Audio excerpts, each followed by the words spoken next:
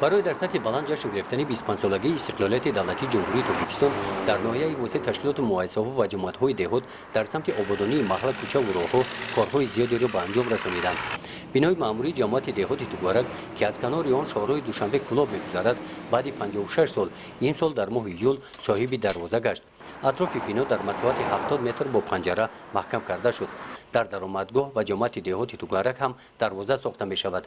دروازه برای درآمدگاه بلندیش 7 متر با تصویر رمز ملی از طرف ساکن همین جماعت دهات رسام عالمجان علیف ساختمانش روزهای نزدیک به انجام رسیده در سرحد این جماعت دهات در شهرها گذاشته می شود.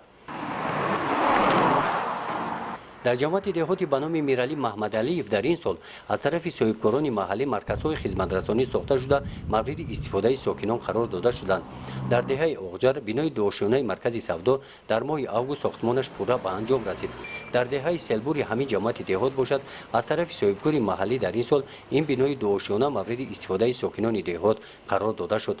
آشیانه یکم مرکز سودا است. آشیانه دوم باشد تویخانه است. ساکنان دهات توی و معرکه‌های خود را در همین جا می‌گذرانند.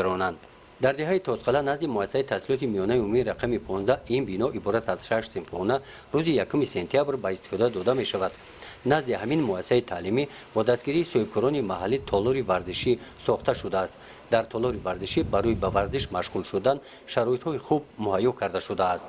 در دهه تاسقله جماعت دهات با نام میرعلی محمد علیف از طرف صاحبکار تا یک تالار ورزشی 5 صنفخانه ایلاوگی و 3 چاه عمودی برای آب نوشابه مردم دهه ساخته شده است که در جشن 25 سالگی استقلالیت دولتی جمهوری تاجیکستان به استفاده داده می شود.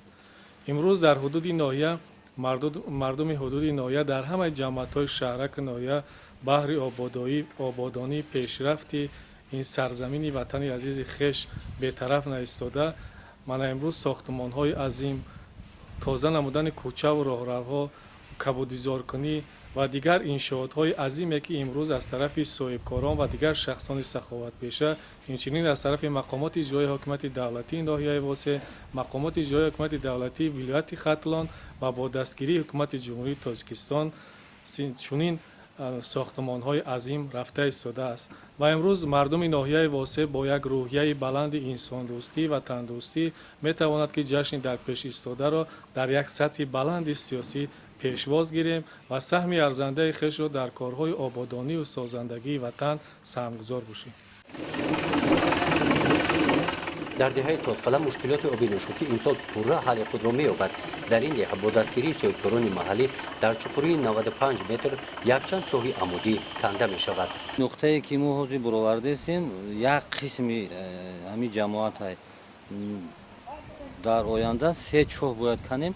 همین دهه تاسقله را که از 500 600 خودجگی تقریبا عبارت است ما باید با آب تامین کنیم. در جماعت دهات گلستان کارهای ساختمانی در ترمینال مسافربری ادامه دارند. در این ترمینال برای صاحبکاران نقطه‌های سودا ساخته شده است. برای استراحت فراغت مسافران باشد با دستگیری صاحبکاران محلی این سال این سایبان‌ها ساخته شده است. گزارش خواجه نظریف خدای نظر ظهورов از ناحیه واسه برای برنامه اطلاعاتی نوید.